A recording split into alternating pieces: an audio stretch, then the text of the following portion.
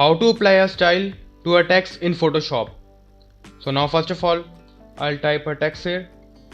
Let's say I'll type subscribe. It's not showing here, so I will change the color to black. So you can see that subscribe. I'll increase its size a little bit. So here we go.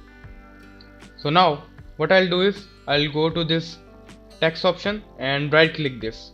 So here at the top you have got this option, blending option. I'll select this, and here I have got a lot of styles. Let's say blur and embrace, stroke. I can even add this setting, or outer glow, shadow.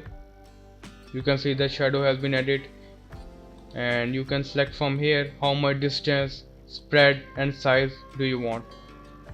I'll select this curve overlay, gradient overlay, and you have got further options like if I select this, you can do this. So this is how you do all of this stuff in Photoshop. Thank you for watching. For more videos, please subscribe.